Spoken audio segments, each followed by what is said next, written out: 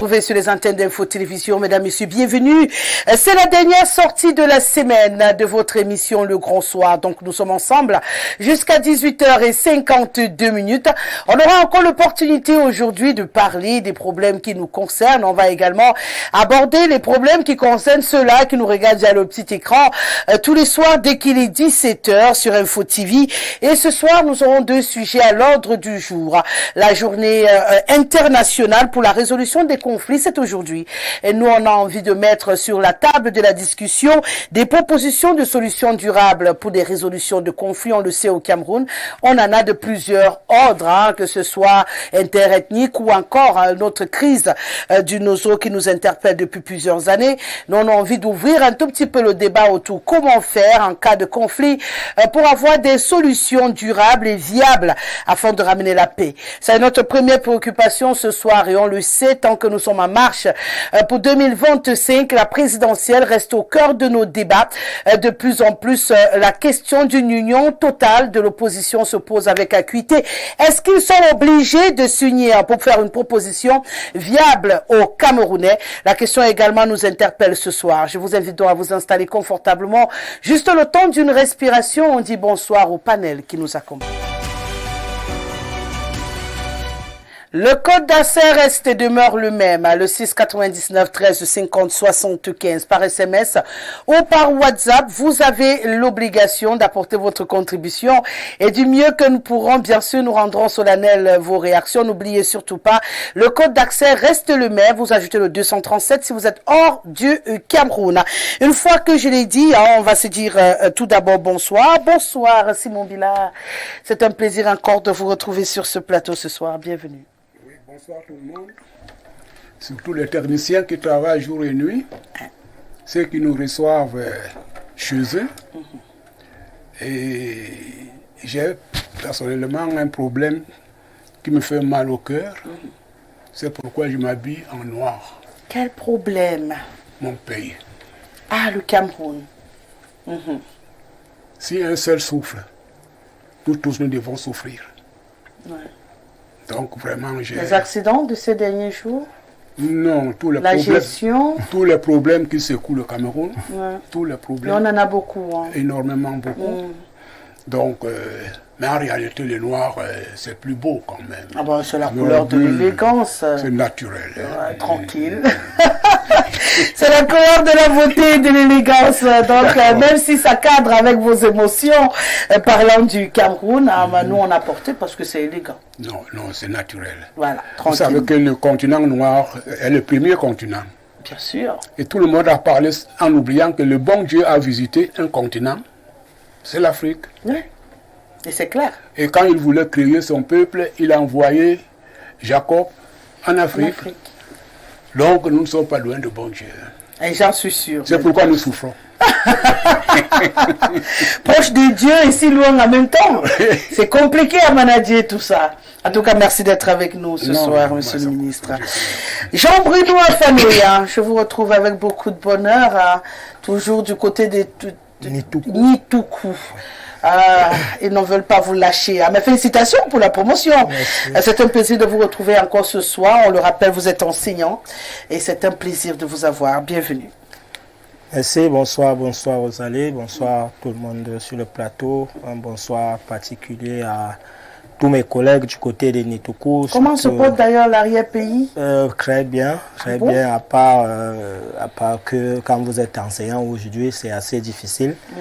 Quand vous voyez comment les cacaoculteurs vivent bien avec le cacao maintenant et que vous soyez si loin de votre village au point de ne pas pouvoir essayer de faire vos petits champs, c'est pas évident. Dans les 6000 du cacao, vous font regretter de ne pas être au village? Curieusement, dans l'arrière-pays, c'est pas trop ça. La dernière fois, j'ai quand même un collègue de ce côté-là qui fait dans le cacao et il me parlait d'une histoire de 2800, je n'ai rien compris. Je me demandais si c'était toujours le Cameroun là-bas ou alors il y a quelque chose d'autre. C'est vrai que c'est un débat que je comptais mettre sur mon plateau. Il se trouve qu'il y en a qui vendent leur cacao avant. Donc lorsque la chance de l'augmentation arrive, ça ne les concerne plus. Ils sont obligés de livrer au prix qui était annoncé au préalable. Et puis c'est celui qui revend qui gagne. Malheureusement, il y en a qui sont tombés dans malheureusement, on les appelle coxes. Le problème, c'est que les Camerounais ont tellement de problèmes au point où si on demande à un Camerounais dans l'arrière-pays d'attendre 6 mois, je ne sais pas combien de temps pour vendre, en que temps il y a les enfants qui ont besoin de fournitures, qui ont besoin d'aller à l'école et tout, et puis vous avez quelqu'un à côté qui vous propose peut-être la moitié de tu vois donc que la précipitation et l'impatience leur est préjudiciable. Oui, c'est assez difficile. Donc, d'accord, je profite aussi pour dire un bonsoir particulier à M. Mbolese, qui est le conseiller d'orientation du côté du lycée technique de Netoukou, qui travaille énormément. Vous savez, aujourd'hui, il y a tellement de restrictions, on n'arrive plus à contenir les enfants, on arrive déjà, vous savez qu'il n'y a plus de fouet et tout. Donc tout ce qui nous reste, c'est de trouver des moyens, tels que par le dialogue et autres, pour essayer de les canaliser. Et lui, il réussit à faire ce travail-là, donc j'aimerais lui dire bon courage. Donc il n'y a plus moyen de fouetter. Moi, on a fouetté ma fille il y a quelques jours. C'est totalement interdit, je vous parle en tant que surveillant général. Aujourd'hui parce qu'elle a été fouettée. J'ai fait une réunion en direct. Donc c'est tellement que vous-même vous avez donné la possibilité. Je n'ai rien contre le fouet. Si un enfant voilà, alors, les textes sont clairs, mal, si on peut aider à redresser, il n'y a pas de souci. C'est interdit. Oui, vous voulez. Je propose même qu'au lieu de jeter les gens en prison, on peut le fouetter et qu'ils rentrent à la maison. Ils rentrent à la maison, par exemple. Un bon foin, hein, pas 25. Oui, pas les gens de fouetter. On prend quelqu'un qui a le bras encore en forme. Pour les prisonniers, là, ça peut. Ils risquent de mourir, hein, parce qu'aujourd'hui, les Camerounais vivent tellement mal qu'il suffit même de souffler pour qu'ils tombent. C'est difficile. C'est aussi peut-être pourquoi on a des enfants de plus en plus mous aussi, qui sont toujours en train de se plaindre. Je crois que si on les fouettait de temps en temps, on aurait moins de malhonnêtes, moins de roublards, moins de menteurs, et puis le monde aussi s'en porterait mieux. On en a besoin. Je pense que la restriction sur la punition ne nous aide pas totalement aujourd'hui. En fait, c'est pas un débat à l'ordre du jour dont je peux donner mon avis. Voilà. Il faut voir avec le ministère des enseignements secondaires. Oui, à notre niveau. Nous, on a accepté dans nos établissements, on fouette nos enfants, on n'a pas de souci. Et là, quand vous venez inscrire, on vous dit que ici on fouette. Donc vous avez le choix, soit vous partez avec votre enfant, là on ne fouette pas, soit vous inscrivez votre enfant et vous acceptez qu'en cas de mauvais comportement, moi on me fouettait au moins une fois par semaine. Au moins. Vous étiez têtu, monsieur le ministre? Absolument. Et ça vous a fait du bien? Ah, bien sûr, c'est pour ça qu'il est devenu ministre. Voilà. Chicotte, je suis habitué. Ah oui. Du coup, vous êtes redressé. Voilà. Donc, fouetter les enfants, c'est important. On ne demande pas d'abuser, mais un petit coup de fouet de temps en temps, ça fait du bien. Alors, Patrick Ngoulou, comment se porte la commune de Mingang? La commune de Mingang se porte... On rappelle que vous y êtes conseiller municipal et vous portez la responsabilité RDPC sur ce plateau. Merci d'être là. Merci Rosalie, bonsoir à mes co-discutants, bonsoir à vos millions de téléspectateurs. On dit que le Info TV c'est la télévision qui monte. J'espère que vous n'allez pas rattraper Dieu au trône. La seule chose qu'on n'est pas prêt de rattraper, c'est Dieu. Mingang se porte bien et je profite, si vous le voulez bien, de votre antenne de dire un bonjour, un bonsoir fraternel à ces vaillantes populations. Vous savez, il y a des gens, des Camerounais qui parlent du peuple des réseaux sociaux et de la télé. Et nous autres qui sommes au quotidien avec ce peuple-là, vous savez qu'on a engagé une campagne d'établissement des actes et de reconstitution, de correction et tout ça. Depuis le 17 septembre, et nous y sommes toujours. Et c'est le moment de comprendre la difficulté qu'on a à discipliner nos concitoyens. Parce que vous ne pouvez pas comprendre qu'un monsieur se lance à faire 8 enfants Et de 8, aucun n'a un acte de naissance. C'est-à-dire qu'aucun n'est camerounais. Alors, du 17 septembre à aujourd'hui, nous sommes pratiquement à 1500 cas dans un petit arrondissement comme Ngan. Si vous élargissez ça au niveau du Cameroun, vous allez vous rendre compte que même les statistiques qu'on nous brandit généralement sont tronquées parce qu'il y a des gens qui sont au Cameroun qui ne sont pas répertoriés parce que n'ayant pas des actes d'état civil, donc n'étant pas camerounais à la base, et vous comprenez, quand vous allez vers ces populations-là, vous avez du mal à comprendre ce qui leur arrive. C'est-à-dire que c'est comme si on a éduqué une nouvelle éducation du Camerounais à ne même plus s'occuper de lui-même. Parce que quand vous arrivez, ils vous disent qu'ils sont pressés parce qu'ils doivent aller au champ. Vous demandez, vous faites 8 enfants et vous voulez aller au champ sans établir les actes de naissance. Vous faites ça comment? Après, on va en vouloir aux dirigeants, on va en vouloir à X ou Y, mais je pense quand même que, honnêtement, il faut recommencer avec l'éducation civique au Cameroun. C'est nécessaire. C'est même pas les enfants. Je crois qu'il faut plutôt éduquer les adultes et les parents. D'accord.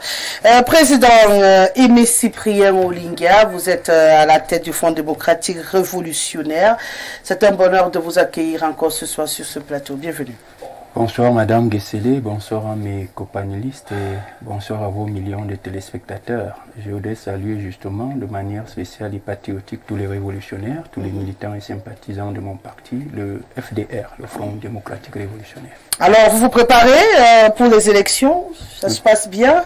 Nous nous préparons comme nous pouvons, mais je peux vous dire que ça va, nous sommes en train de nous mobiliser et les informations qui nous viennent aussi un peu de partout sont rassurantes. Le FDR est un parti qui aujourd'hui se trouve dans le cœur de beaucoup de Camerounais, de l'intérieur comme ceux de la diaspora.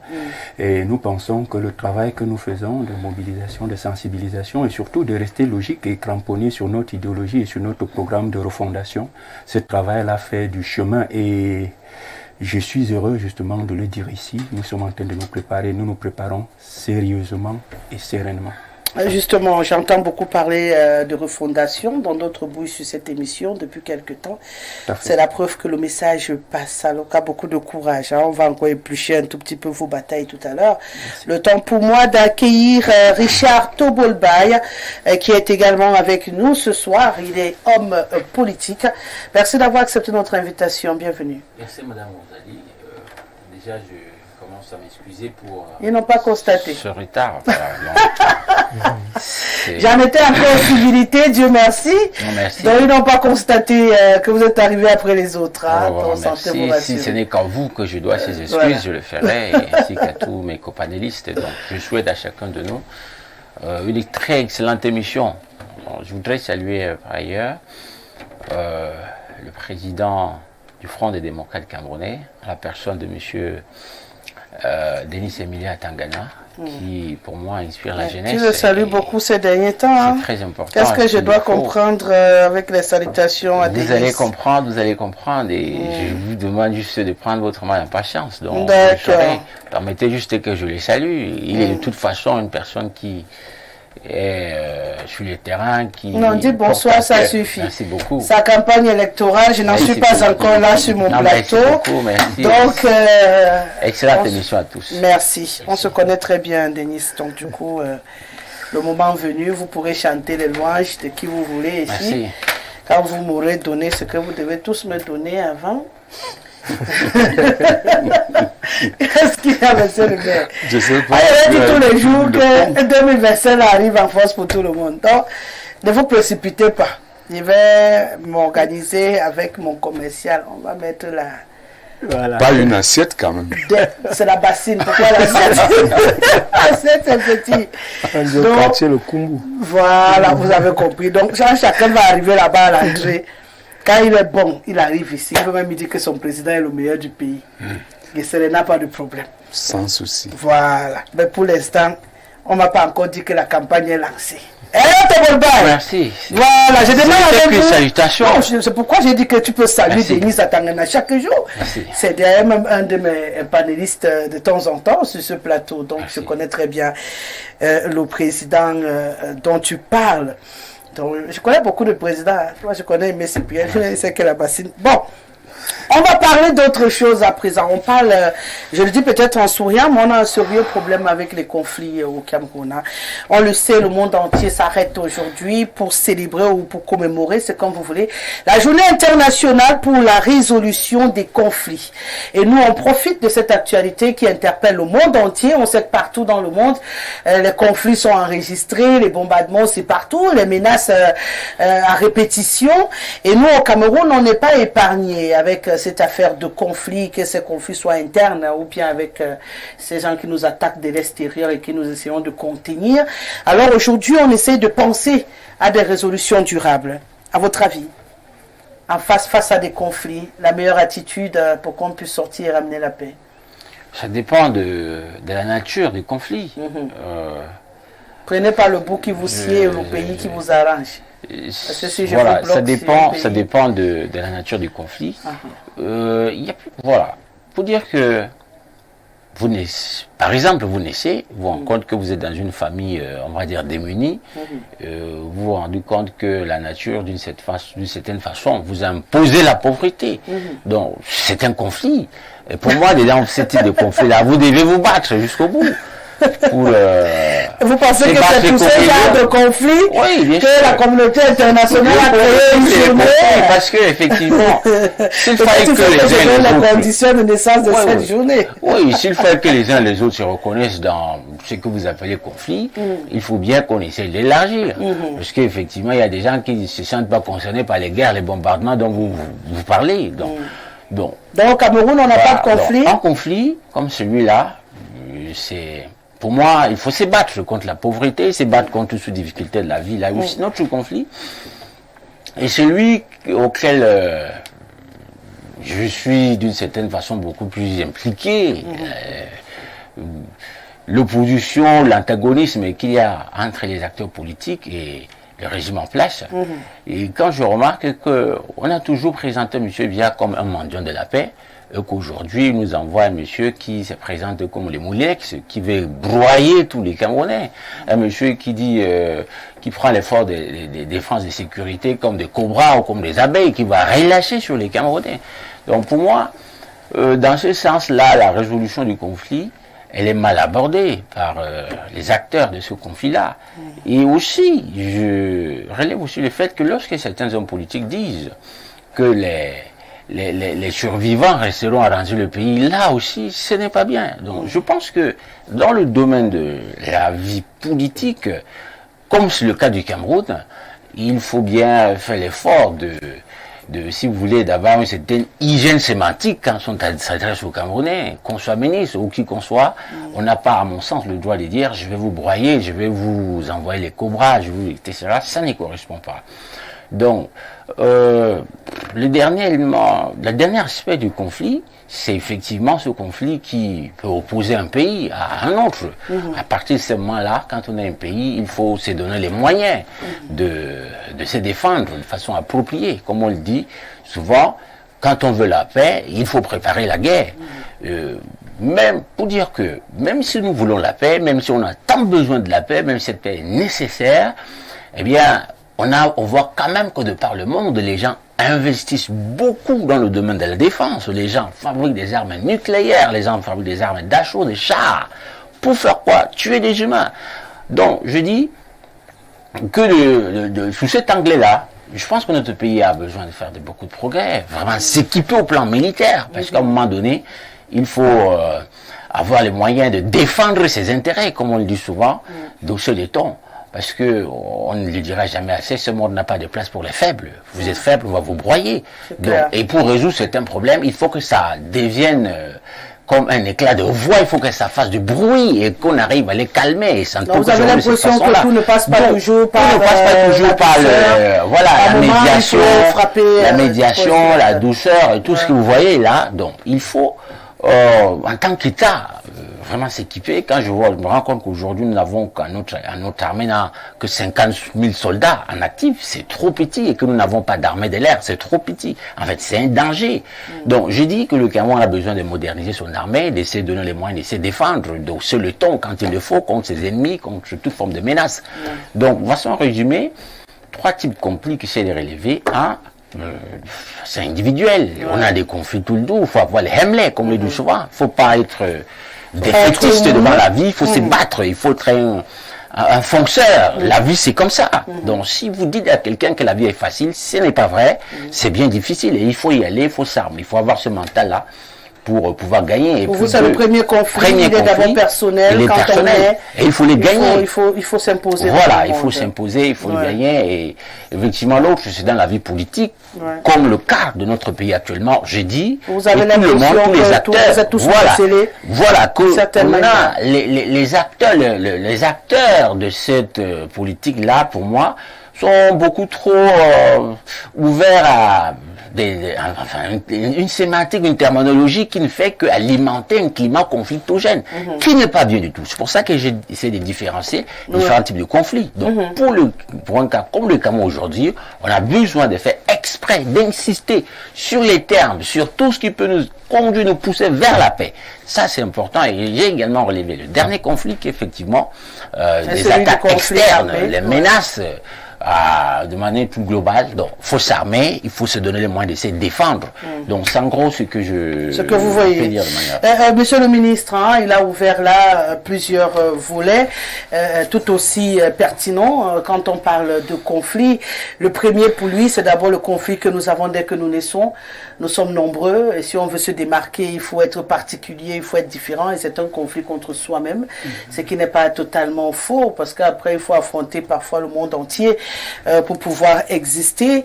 Et puis, il y a le conflit qui, pour lui, est la réalité du Cameroun aujourd'hui, où on a d'un côté, pour lui, un gouvernement qui oppresse et en face des gens qui essayent d'exister, de survivre et de se faire une place dans la gestion de ce pays. Et bien sûr, le troisième conflit qui est peut-être celui le plus vulgaire, c'est dans le monde, ce sont les conflits armés qui opposent généralement les pays. Votre regard? Mon regard est très simple. Il y a eu un premier conflit, là au ciel. Oui. Je me pose toujours la question, ils ont utilisé quel genre d'armes? Est-ce que c'était les bombes atomiques? C'était les entre Dieu et le diable? Ah oui, il y a eu le premier conflit. Ah ben oui, en plus. Alors, on a précipité Satan chez nous. Et ça part de là. Parce que j'ai suivi le président égyptien actuel. On lui a posé une question que, mais pourquoi il a fait un coup d'État? Il y a que ces hommes ont de très mauvais esprits. Il sait de quoi il parlait. Donc vous avez là dehors les gens qui ont l'esprit satanique. L'esprit satanique vous pousse à voler, à escroquer, à imposer la violence, etc. Et quand nous voyons par exemple les pays en guerre, prenons le cas d'Israël, et ça me touche beaucoup puisque je fais la prière en m'adressant au Dieu d'Israël. Celui qui a choisi, c'est la terre sainte. Et depuis la Bible jusqu'à aujourd'hui, il y a des guerres. Il y a des guerres dans ce monde du Moyen-Orient. Et je vois comment le monde juge. Quand on a attaqué Israël, sauvagement d'ailleurs, on n'a pas condamné. Quand Israël essaie de réagir, alors tout le monde le condamne. Voilà l'esprit que je regarde quand il y a le conflit. Chacun on vous attaque, quand vous réagissez, on a l'impression que c'est vous qui avez provoqué. Voilà. Parce que les autres le font avec... tous les pays attaquent Israël. On ne condamne pas ces pays qui lancent des missiles et tout et tout. Je me demande, les chrétiens, ils prient comment? Les chrétiens devaient prier comment? Être alliés de qui? Est-ce que le peuple de Dieu en conflit, nous devons croiser les bras. Ne me posez pas la question si je voulais donner un coup de main là-bas. Bon, alors je reviens sur ce qui nous concerne particulièrement, le Cameroun. Le Cameroun a une histoire. L'histoire du Cameroun est très, très, très, très délicate. Ceux qui se précipitent pour soutenir ce que le colon a dit sont soutenus par les colons. Ça veut dire que dans notre système de vivre actuellement, il faut suivre le chemin qu'on a tracé. Il faut soutenir les intérêts des patrons. Il faut abandonner votre forêt. Ils peuvent faire de votre forêt ce qu'ils veulent. Et s'il y a le pétrole, on dit qu'il y a le pétrole. Le Camerounais ne sait même pas si on a le pétrole. Combien ils prennent par jour. Voilà un conflit. Il y a d'autres qui vont vous dire qu'il faut réagir, il faut s'organiser, il faut protéger nos intérêts. On vous prend que vous êtes rebelle. Comment peut-on résoudre le faux qu'on dit que c'est juste et le mal qu'on pense que c'est logique? Donc résoudre le conflit, le monde a tenté. Il y a l'ONU. C'est un cercle qui devait peut-être résoudre certains problèmes après la dernière guerre mondiale. Mais là-bas, il y a deux camps. Il y a le Conseil de sécurité qui peuvent s'opposer à n'importe quelle décision. Et il y a le reste du monde. Donc c'est ceux-là qui commandent les autres. C'est un conflit. Qu'est-ce que nous devrions faire? Qu'est-ce que mon parti avait proposé pour le cas du Cameroun? Mon parti avait proposé enfin qu'il y ait une réconciliation nationale après la bataille. Parce que le colon a utilisé une arme qui est très efficace. Diaboliser l'autre. Tout le monde vous prend comme si vous étiez vraiment... On donne une image négative de vous, pourtant vous n'êtes pas ça, et puis on en profite. Mais l'histoire a permis aujourd'hui que s'il y a un Camerounais qui réfléchit, quand Mesmer a parlé, il a dit que c'est lui qui a pris la décision d'exterminer les indépendantistes. C'est lui qui l'a dit. Et aujourd'hui, on continue d'exterminer ceux qui soulèvent un seul mot qui n'est pas en faveur de ce que vous voulez. Voilà un conflit. C'est à peu près ce qu'il était en train de décrire tout à l'heure, que dès que vous ne vous alignez pas, on vous traite de tous les noms et puis voilà un conflit. Complètement. Donc, qu'est-ce qu'on proposerait? La proposition, elle est même biblique. Pour les chrétiens, parce que j'ai beaucoup d'amis musulmans, j'ai prié avec eux d'ailleurs. J'ai pris, non. J'ai des amis musulmans. Mais quand vous priez en chrétien, regardez le vrai conflit qui est né. Notre Père qui est au ciel, d'accord? Le monde invoque le règne de Dieu. Que sa volonté soit faite sur la terre comme au ciel. Ça veut dire qu'il y a un conflit. Il y a un conflit naturel. À part de ce moment, je pense que nous autres, nous ne sommes que des victimes.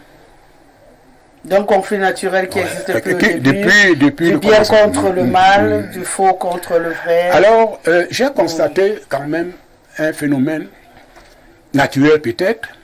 Un bébé. À la naissance, un bébé commence à crier. Parce qu'il est dans un monde... Le bébé doit crier. Là, on dit qu'il est vivant.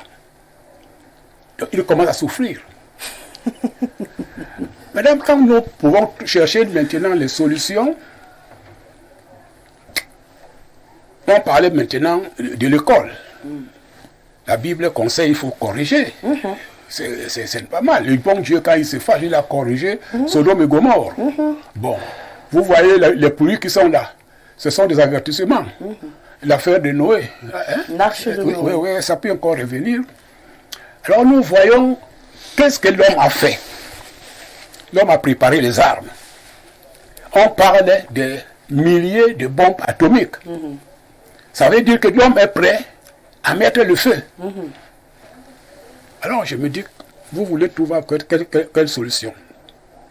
Chacun est prêt D'ailleurs, les Américains ont dit qu'ils peuvent détruire le monde 50 fois, les Russes 100 fois, les Chinois disent une fois, parce qu'il n'y aura plus d'autres terres à détruire. voyez, le raisonnement humain aujourd'hui, c'est la destruction. Ouais. Et quand vous voyez les Camerounais qui vivent très malheureux, et ceux qui nous gèrent, on dit nous sommes très pauvres, nous sommes très riches. Ils vont vous compter nos richesses, qu'eux, ils exploitent. Rien que le bois devait nous enrichir. Rien que le pétrole qu'on tire aujourd'hui devait nous enrichir. Rien que le téléphone, si le Camerounais téléphonait, ça devait nous maintenant. Donc, à votre avis, la solution durable, d'abord le changement de mentalité, si je suis votre raisonnement depuis le début. Changement de mentalité. Individuel, c'est. Moi, je dis que peut-être mon raisonnement veut dire que ton règne vienne. Ce monde, Jésus était là. C'est lui qui a dit que le règne de Dieu qui doit venir. Et lui-même, il a été attaqué. Il n'avait que des conflits contre lui. Mais pourquoi il avait des conflits? Donc il y a deux mondes. Et tant qu'on a ces deux mondes, le monde négatif, qu'on appelle diable, et le monde positif. Et aussi longtemps que vous serez humain, vous serez en plein conflit. Jean-Bruno Afanoyeng, pour monsieur le ministre, tant que le bien et le mal existent, le noir et le blanc, le yin et le yang, on n'a pas moyen de sortir des conflits, on n'aura jamais une solution éternelle, parce que même celui qui est censé avoir créé le monde parlant de Dieu a vécu des conflits sur cette terre et a été persécuté. Donc tant que vous n'appartenez pas au même réseau que quelqu'un, ne vous étonnez pas d'être persécuté par cette personne. Il faut plutôt s'armer, comme le disait Richard Tobolbaï, pour affronter tout ça et se positionner et chercher son arme qui va détruire toute la terre pour se tenir en position de guerre. Donc, qui veut la paix ménage. Il veut la paix, pas la guerre, comme il a dit Tobolbaï. Oui, c'est assez compliqué à la mesure où, dans tous les cas, en tout cas, je pense que le mal ne peut pas cesser d'exister aussi longtemps que le diable sera sur terre. La vérité, c'est que même à la maison, avec vos enfants, ce n'est pas toujours la paix, même avec madame et tout ça, avec les frères en famille, tout c'est assez compliqué. Mais il y a quand même des gens qui se positionnent pour souhaiter la paix. On a quand même dans notre pays aussi un appel à la paix constant. Et si on prend sous ce raisonnement-là, ça veut dire que c'est un folklore. Oui, la paix, il faut maintenant se mettre à la place de celui qui demande la paix. Généralement, c'est celui qui est plus faible. C'est le plus faible qui demande généralement. Tu crois? La paix, généralement.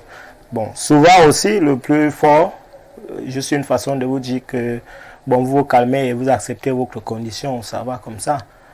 Généralement, c'est ce qui se passe. Moi, je pense qu'en ce qui concerne les conflits, ça ne peut pas cesser d'exister, malheureusement.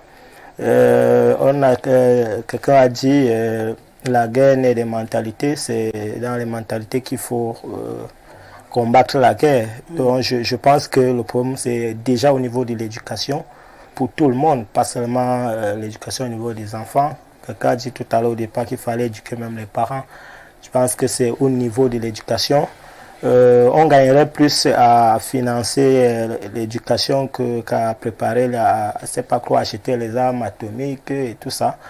Je ne sais pas, vous connaissez le prix d'une salle de classe au Cameroun, c'est bien moins que d'acheter des calaches et tout ça pour faire la guerre. Donc, au-delà de ça, le problème aussi, c'est au niveau de la justice. Je pense que c'est au niveau de la justice. Si, quand vous allez chercher un conflit, vous savez que la justice va vous frapper et que la justice fait vraiment son travail, je pense qu'il y aura un peu moins de conflits. Mais le problème commence quand on dit que bon, c'est le plus fort généralement qui gagne. Comme on a dit tout à l'heure, on va vous broyer, c'est-à-dire que c'est celui qui a plus de pouvoir qui va broyer l'autre, même s'il est en position de tous ses droits, même s'il est dans son droit, on va quand même te démontrer que tu n'as pas, en fait, le fait même d'avoir raison est un problème. Donc, beaucoup plus au niveau de la justice, il faudrait que la justice soit juste et qu'elle fasse son travail.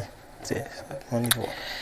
Alors, mon cher Patrick Ngoulou, il a soulevé là un point important aussi. Hein, si on doit vivre comme dans la forêt, où le plus fort doit broyer le plus faible, on n'est pas prêt de voir le bout du tunnel. Ça ne peut donner que des tensions, où chacun prépare son arme en disant, bon, puisque je ne peux pas compter sur une loi, sur une justice, alors chacun va se battre avec les moyens qu'il a, et puis ça donne un monde incontrôlé et incontrôlable. Donc, à partir de là, est-ce que finalement, c'est pas la justice qu'il nous faut pour être sûr de résoudre véritablement des conflits? La justice de qui? Rosalie, on dit souvent, est-ce que la justice est encore juste? Vous comprenez que même la justice, on l'interroge. En réalité, le monde souffre du capitalisme et de la lutte d'intérêts, tout simplement. Parce que quand les gens se broient, c'est pour rester le seul maître à bord. Rassurez-vous, son Excellence a dit que ce qui nous gouverne et tout, et même le premier Richard Tobolbay. Richard a dit que les gens ont un langage assez compliqué, un langage guerrier. On n'est plus dans un pays où on doit vivre en toute convivialité, en toute fraternité. C'est parce que les uns ont plus d'intérêts que les autres et pensent à conserver ces intérêts-là. Et la géopolitique mondiale favorise cet état de choses. Quand vous regardez, vous parlez de conflits, Rosalie, quand les États-Unis décident de mater ou de détruire un pays, on s'en fout. On ne veut pas savoir s'ils ont raison ou pas. C'est parce que c'est les États-Unis.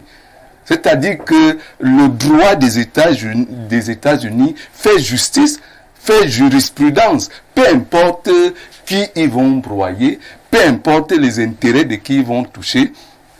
Il a dit qu'il faut s'armer pour être le plus fort. Jusqu'à quand?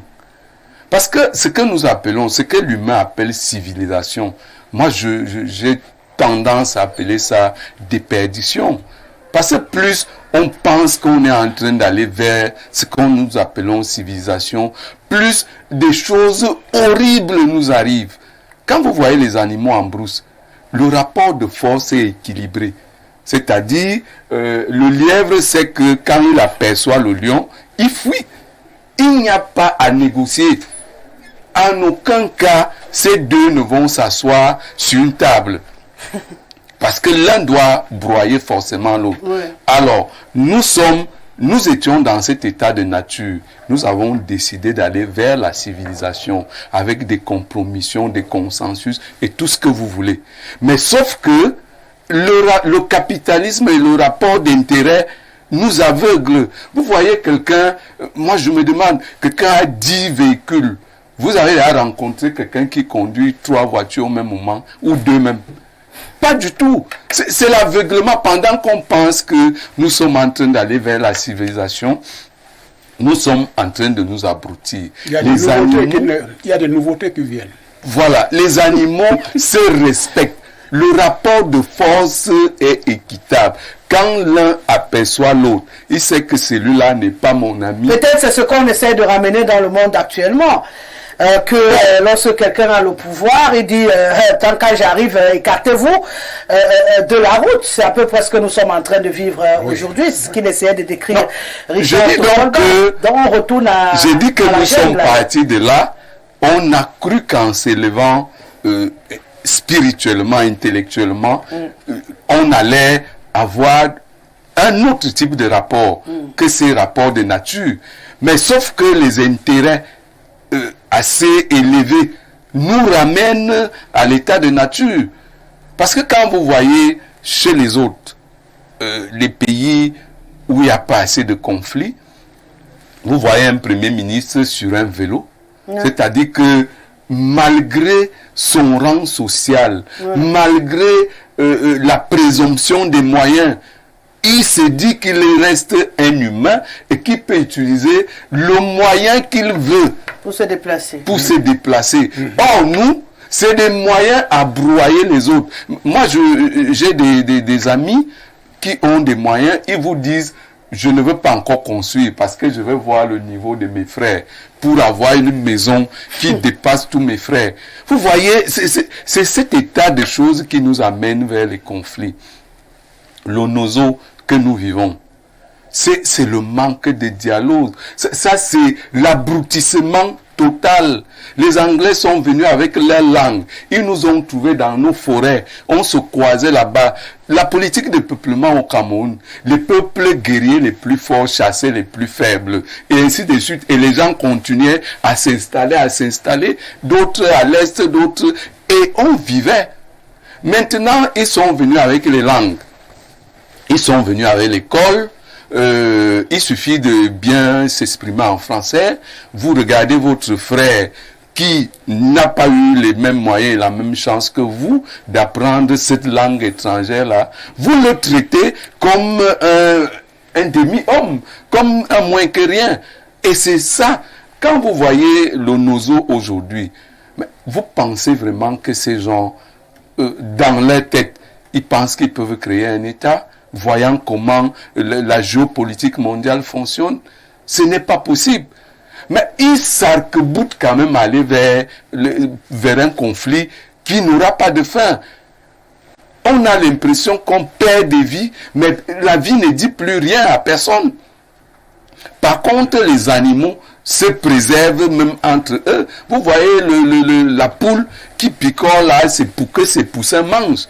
C'est-à-dire qu'elle reste affamée pour nourrir les poussins, pendant que nous, c'est le plus fort. Bon, j'ai bien aimé ce que Richard a dit tout à l'heure. Les gens ont un langage dans notre microcosme politique aujourd'hui qui n'est pas approprié à la coexistence même des Camerounais. Parce que quand l'un veut broyer, l'autre dit gâtons le pays, ceux qui vont rester vivants vont rester arrangés. Est-ce que c'est vraiment encore, nous sommes encore des frères, nous sommes encore des Camerounais? Parce que quand on veut résoudre les conflits, il faut d'abord qu'il y ait un camp qui s'arme de beaucoup d'humilité, qui reconnaisse peut-être la faiblesse. Ben, quand on a donc en face, face à face, deux camps où tout le monde dit au point où on en est arrivé, la causerie ne marche plus, la discussion ne fonctionne pas, tout le monde veut dominer tout le monde, alors ça donne quoi? C'est l'explosion. Vous attendez qu'à ce moment-là, qui change de Non, Rosalie, je vous ai parlé du rapport de force. Ça c'est l'élément fondamental. Parce que vous ne pouvez pas... Qui va juger du rapport de force là en ce moment-là? Non, tous sont conscients. Tous sont conscients qu'un rapport de force, tel là est plus fort que moi. Tous sont conscients. Mais sauf que ils entraînent et ils tentent d'amener le peuple à l'escalade dont personne ne pourra gagner l'issue. Pourquoi vous croyez que personne ne pourra gagner l'issue? Bon, nous sommes à 8 ans de conflit au Nozo. Qu'est-ce qui est arrivé? On a juste perdu des hommes. Et je vous assure, pour des familles qui n'ont jamais perdu quelqu'un là-bas, ça ressemble à un roman qu'on lit. Mais je vous assure, il y a des gens qui sont morts, qui étaient des seuls membres de la famille, qui soutenaient peut-être 1000 personnes. Quand ils tombent sur le champ de guerre là-bas, vraiment, est-ce que ça fait plaisir à qui? À personne. D'accord. Vous voulez rajouter quelque chose, Monsieur le ministre, avant de permettre au président? Je voulais dire qu'il a utilisé des exemples des animaux. Celui qui veut vous faire peur, il va mettre un signe de lion. C'est la poitrine. Donc il a le droit de vous écraser. Et quand il a faim, il a le droit de vous manger. Mais si vous réagissez, on trouve que vous n'aidez pas à la stabilité et à la paix. Ce qui nous manque, en réalité, quand nous prenons le cas du Cameroun, c'est la justice. J'ai parlé de la réconciliation nationale. Pour que les Camerounais se sentent Camerounais. À partir de ce moment, vous pouvez résoudre vos problèmes. Mais quand vous avez remplacé le colon, et vous appliquez les lois du colon, les méthodes du colon. Compliqué. Président, je reviens vers vous à présent. votre regard, hein, il y a beaucoup d'angles qui ont été soulevés. Je ne vais pas vous poser de questions, je vais vous laisser prendre par le bout qui vous a le plus interpellé pour développer sur ce sujet. Moi, je crois que, et c'est la palissade de le dire, aussi longtemps que le monde va exister, il y aura des conflits. Les conflits sont substantiels à notre existence. Il y aura toujours des conflits au niveau familial, il y a des conflits au niveau national, il y a des conflits au niveau international, il y a des conflits. Et ce n'est pas de sitôt que le paradis sera installé sur terre. Mais je pense qu'à chaque niveau de conflit, il faut une approche. On ne peut pas prendre tous les conflits de manière globale et sortir peut-être une formule magique pour régler tous les conflits. Que non. À chaque conflit équivaut une certaine approche, l'analyse des causes du conflit et puis l'ébauche des solutions. Dans le cadre, ça peut se faire dans le cadre d'un dialogue et naturellement, nous conseillons toujours le dialogue parce que quand les conflits naissent parfois du fait de la rupture de se parler, du fait de la rupture du dialogue, que ce soit au niveau politique, que ce soit au niveau national, que ce soit au niveau international, vous verrez que si les gens acceptent de s'asseoir pour discuter, on peut discuter pendant autant de temps qu'on voudra, mais on peut, au bout du compte, on sort toujours une solution qui nous évite justement les affrontements. Mais je dois dire aussi que, puisque je l'ai dit, il y aura toujours des conflits, il est clair que c'est la justice justement qui répare les torts.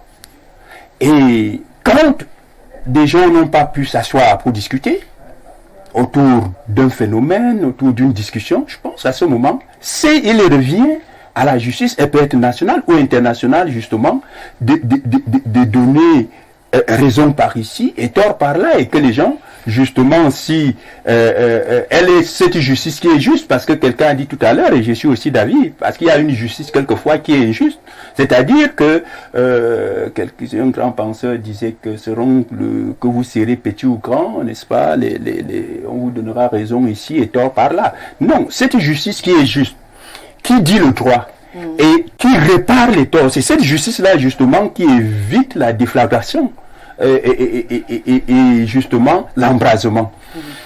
Mais moi je pense donc que pour régler les problèmes, il faut accepter prioritairement le dialogue, surtout en famille, surtout au sein d'un État. Vous êtes frère, quelqu'un l'a dit tout à l'heure, dans un État, vous êtes citoyen, vous êtes membre d'une communauté qui s'appelle la République, qui s'appelle la Nation.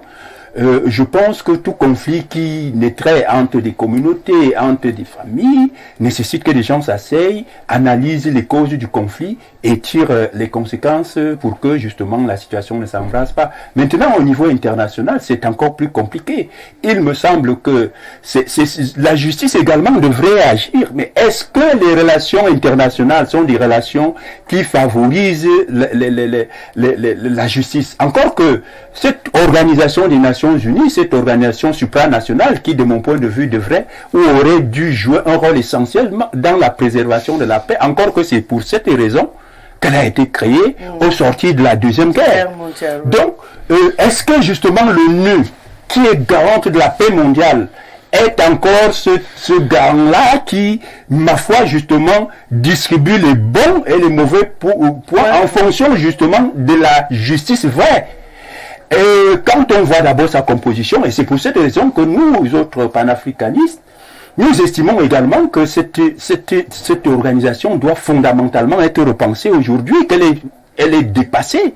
Elle est dépassée parce qu'on ne peut pas avoir sur presque 490 pays 5 seulement qui décident et les autres peuvent avoir décidé de quelque chose. Il suffit qu'un des 5 du conseil de qui ont le droit de voter utilise son veto et puis bon, on passe outre ce que tous les autres ont décidé. Et c'est pour cette raison que nous pensons également que l'Afrique doit avoir une place. À défaut qu'on puisse donner le droit de veto à tous les 180, enfin à tous les pays membres du Conseil, mais tout au moins que l'Afrique puisse avoir sur les 5 ou les 6 ou les 9 ou les 10, au moins 2 également qui peuvent défendre ses intérêts en termes de droit de veto. Et ce serait justice, parce qu'à ce moment, effectivement, quand les intérêts de l'Afrique sur le plan international ne seront pas pris en compte, Parce que les plus grands ou les plus forts, certains appellent impérialistes par-ci, d'autres appellent je ne sais pas quoi par-là, mais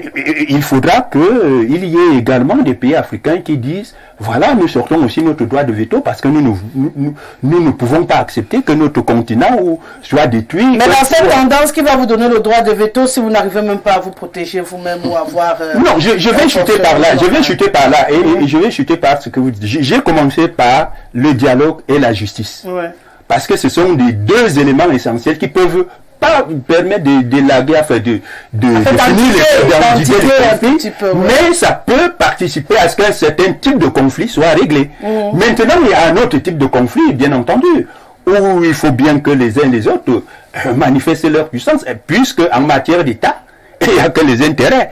Et les plus forts, très souvent aussi, si l'ONU a failli par ici, il faut bien que quelquefois la force entre en action. Et là, je suis d'accord avec cette formule d'un grand patriarche de ce pays en son temps.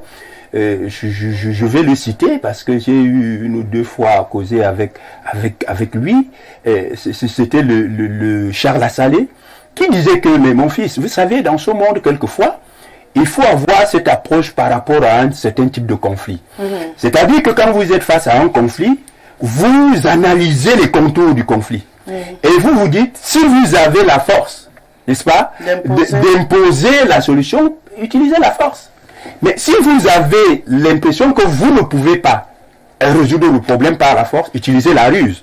Et ça rejoint ce que je viens de dire, c'est-à-dire qu'à un moment donné, quelqu'un a parlé de la justice, vous savez qu'à un moment donné, nous avons réglé un problème important, c'est-à-dire quand je dis nous, je parle du Cameroun et du Nigeria, en passant par un type de dialogue qui nous a permis d'éviter la guerre.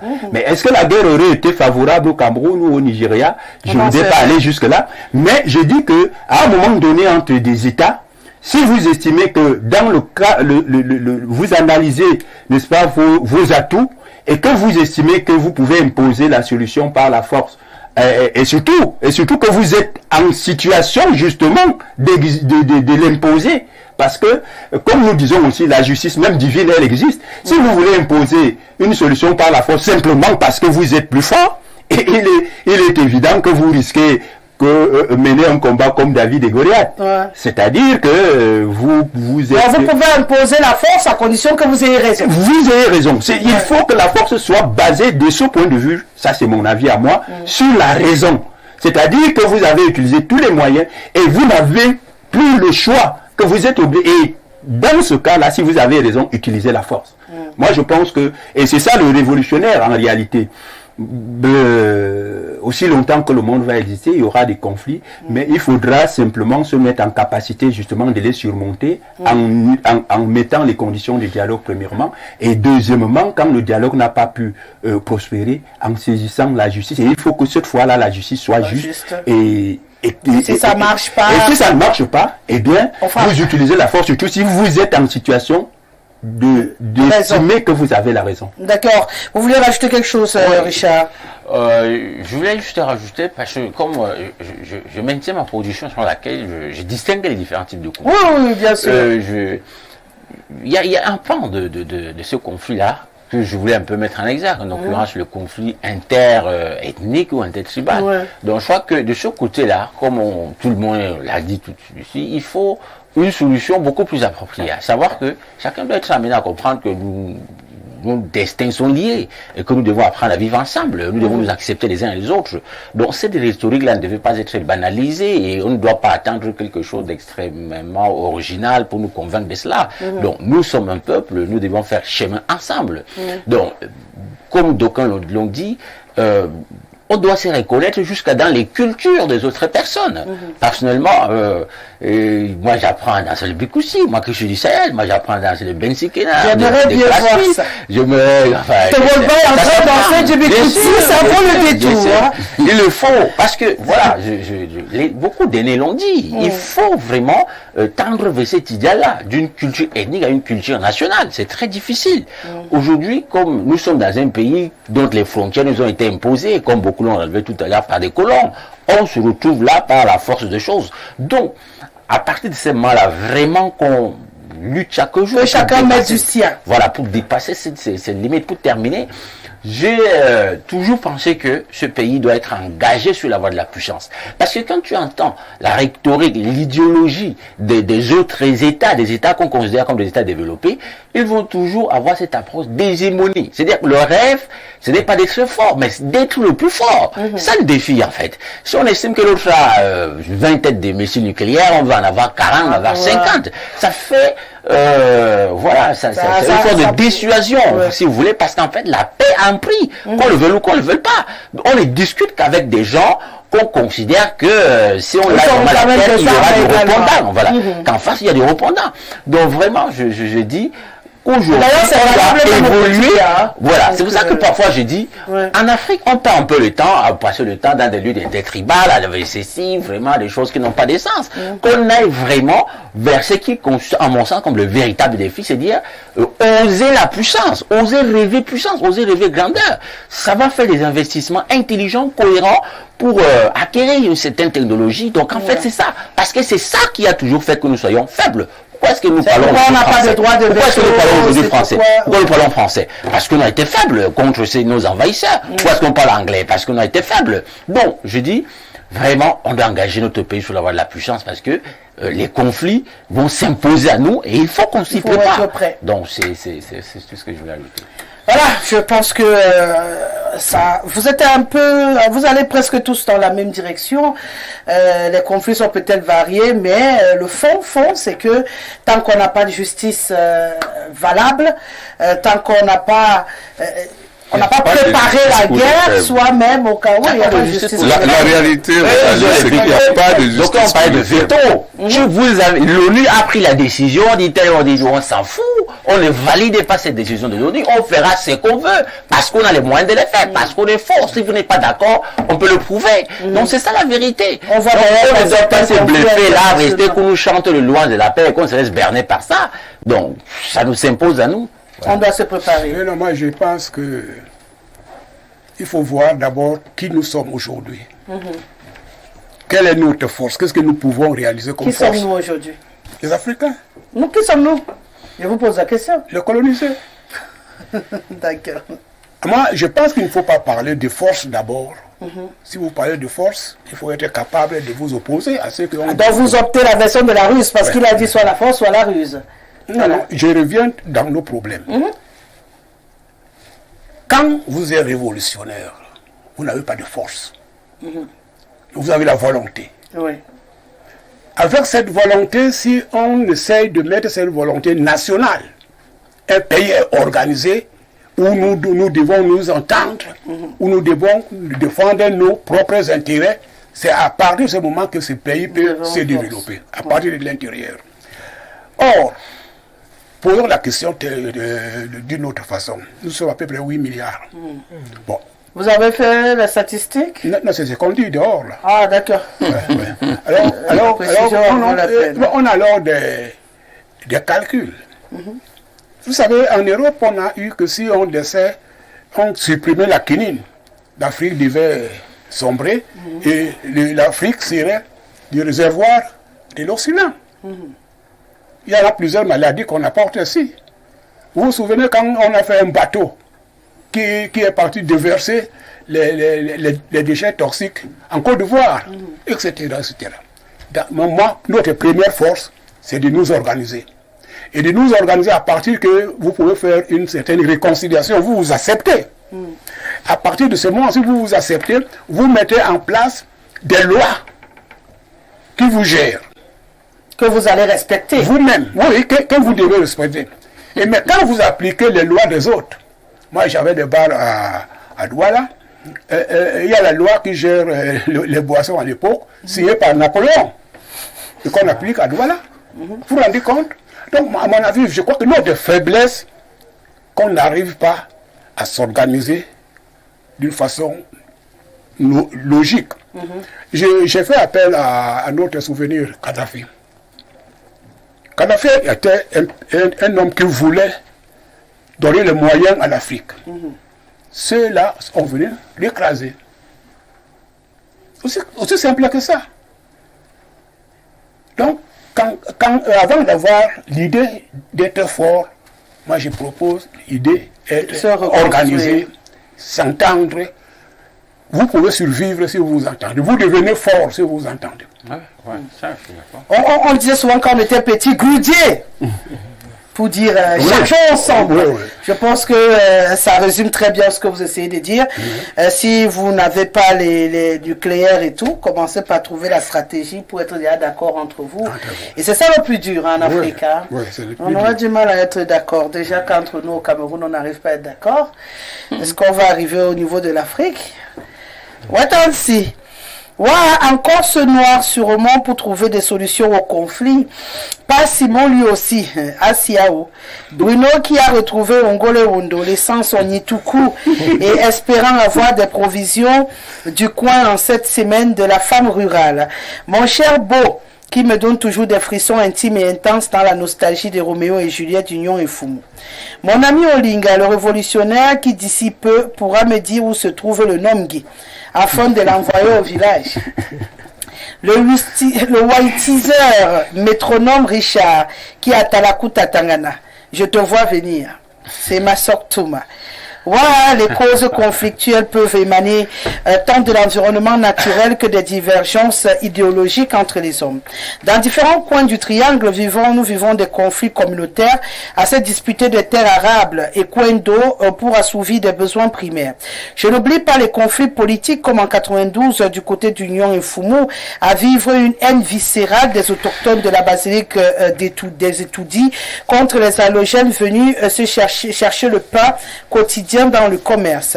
Ça n'a pas été facile depuis bientôt 7 ans que nous avons une crise politique dans le Nozo et nous sommes incapables de trouver des solutions parce que certains aristocrates délinquants séniles se font du beurre au détriment des populations apeurées qui ont pris la poudre d'escampette. Les solutions à ces conflits exigent une rencontre associée au dialogue différemment du monologue en Kolniada pour un consensus pacifique. Dans des rhétoriques du vivre ensemble à tuer le tribalisme et un État où les politicatrons pensent l'unité. Regardons l'issue finale de Bakassi à nous servir de leçon d'école. Nous pourrons espérer à une paix pour un certain temps. C'est Masok Thomas qui nous écrit. Bonsoir Madame Rosalie, à votre panel. Je voudrais suggérer simplement de changer les principaux responsables de la résolution des conflits pour observer un changement. En outre, le représentant du grand R sur ce plateau est l'un des rares que j'apprécie à cause du fait qu'il s'efforce de ne pas insulter l'intelligence du peuple dans ses prises de parole. Même s'il passe volontairement non loin de la vérité, naturellement pour des raisons de loyauté politique. C'est Hans qui nous écrit depuis Soa. Bonsoir Rosalie, à ton riche panel. Inégalité sociale, corruption, despotisme, trafic d'influence, éternisation au pouvoir et réseautage et sectarisme multiforme sont là, entre autres, les causes réelles de divers conflits dans le monde, en Afrique et au Cameroun. Solution: limitation des mandats aux affaires républicaines, transparence dans la répartition des biens du pays, donc concours, budget national et tout ça, et enfin réduction du train de vie de nos oligarques. Très bonne émission. Ernest Zambo, journaliste événementialiste depuis Ekounou, inconditionnel téléspectateur du Grand Soir sur Info TV.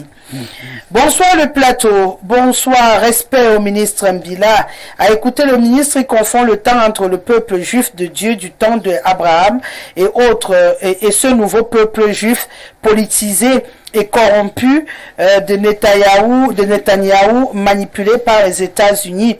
Israël est devenu un État terroriste et génocidaire. C'est El Hadj Maïriga Ibrahim qui nous écrit.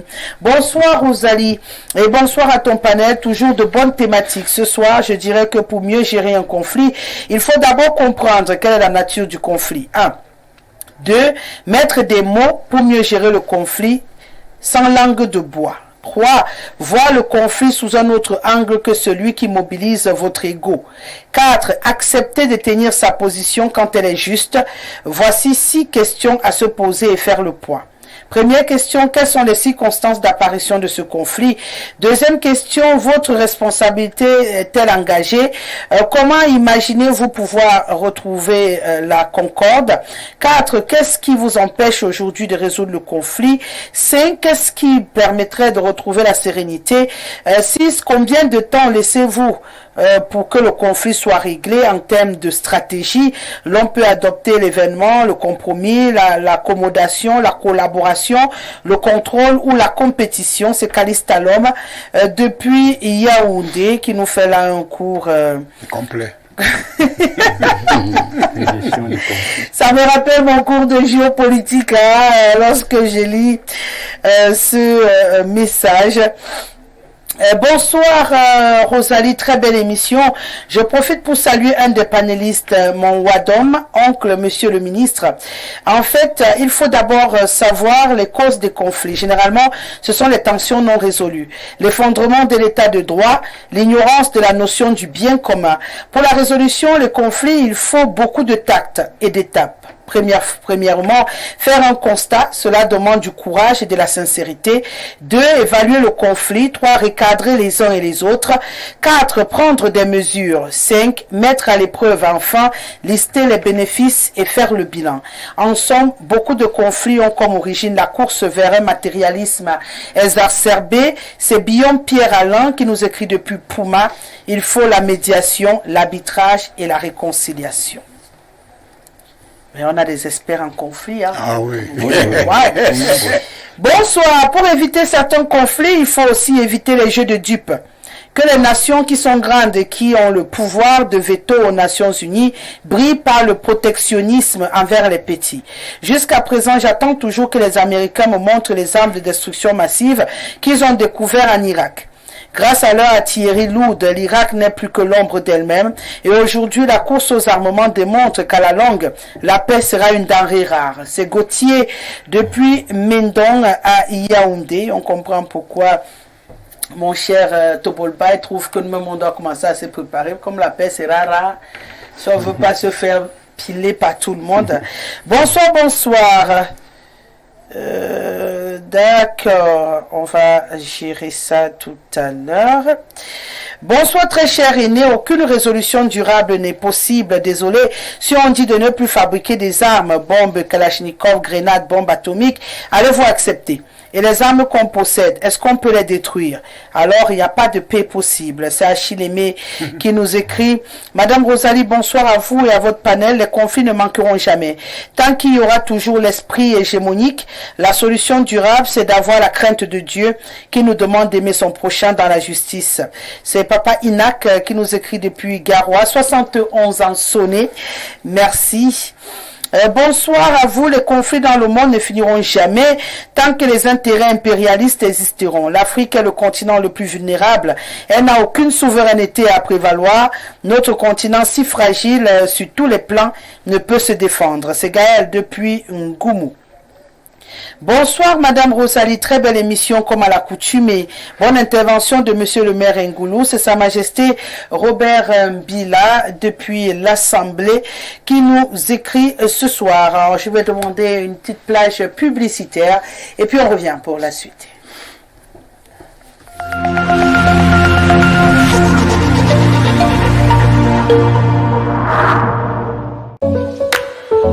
Êtes-vous prêt à obtenir une formation et un emploi garanti? L'Institut supérieur des sciences et technologies QUAM, ISTEC, est là pour vous accompagner. Inscrivez-vous maintenant et obtenez votre CQP, DQP, BTS, HND, licence et master professionnel en études médico-sanitaires, gestion, commerce-vente, génie industriel et technologique, information et communication, tourisme, hôtellerie et restauration, agriculture et élevage, carrière juridique.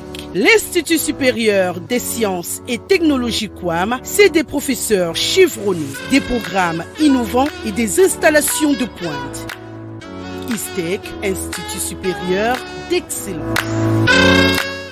Ma sœur, tu connais Allo CNPS? Non, c'est quoi? Ce sont les nouveaux outils que Securis Group, partenaire de la CNPS, met à la disposition de tout le monde. Pardon? Eh oui, tu peux maintenant vérifier tes cotisations de la CNPS sur ton téléphone Android ou sur un simple téléphone. Ah bon?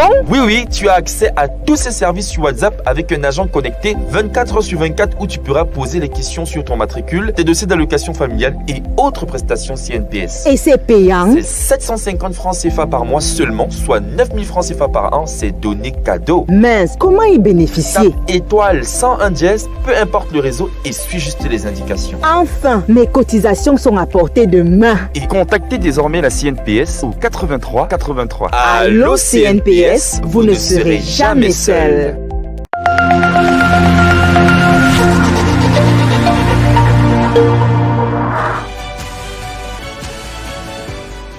Voilà, après cette plage publicitaire, je rappelle encore aux téléspectateurs chéris, à tous les entrepreneurs, à tous les chefs d'entreprise qui nous regardent, qu'Info Télévision vous attend impatiemment pour votre communication. C'est vrai que j'ai une bande-annonce qui manque à la liste. Nganou, notre compatriote qui va encore descendre sur l'arène, sera demain. Et bien entendu, les Camerounais attendent ce combat avec beaucoup d'impatience. On est resté quand même sur une image un peu mitigée la dernière fois. Il faudrait que pour ce tour-ci, qu'il nous fasse quelque chose face à Ferreira. Donc, on sera tous connectés demain lorsqu'il sera bien entendu, c'est dans la soirée, les affaires de nuit toujours. En tout cas, ça sera à Irad, ce qui est sûr. On aura l'occasion de vivre ce combat. J'espère que ça va durer cette fois, parce que la dernière fois, à peine on a respiré, le combat était fini. J'espère que cette fois, on va vivre. Voilà, tout le monde était très énervé. À 4 ans, on avait coupé le sommeil. Et puis là, le combat, la battle des géants, ce sera donc demain. Il faudrait qu'on soit simplement prêt. En tout cas, très belle bande d'annonce. Ça nous donne l'impression d'être dans un film de combat qu'on va vivre demain. C'était juste pour aider mon cher diffuseur à terminer son information publicitaire ce soir. Avant de passer à la prochaine thématique, il y a la réaction d'El Hadj. Vous n'êtes pas d'accord avec lui quand il dit qu'aujourd'hui Israël a changé? Non, je suis entièrement d'accord avec lui. Mais... Entièrement parce que ce sont les fils d'Abraham. Oui, justement, Isaac et Ismaël. Nous avons parmi les hommes politiques, il y a un homme politique, donc Trump, qui voulait ramener la paix au Moyen-Orient en faisant comprendre aux autres que vous êtes frères. Vous êtes frères. Je pars de là. Mais le Moyen-Orient qui nous a apporté ce qu'on appelle aujourd'hui l'islam. L'islam, oui, justement. Le Moyen-Orient nous a apporté ce qu'on appelle le christianisme. Tout part de là. Et les convergences des vues devient de plus en plus impossible, à partir même des religions. Tout part de là. C'est une région extrêmement délicate. Quand vous parlez du Moyen-Orient, vous aurez 1000 réacteurs. Chacun va réagir, dire que non. Mais moi, je pense que Trump, qui avait proposé l'affaire frère, le fils d'Abraham, je souhaiterais qu'il vienne terminer son travail. D'accord. Directeur de campagne de Je n'avais pas vu ça venir. Je ne savais pas que c'est comme ça qu'il devait faire. On va mettre un dernier message dessus avant de poursuivre. Encore que pour moi, j'estime que s'il n'a pas pu le régler en 4 ans, ce n'est pas évident qu'il va le résoudre. Moi, je pense que peut-être que la dame serait plus à même de régler ce problème. Parce que l'autre a déjà été là et il ne l'a pas réglé. D'accord.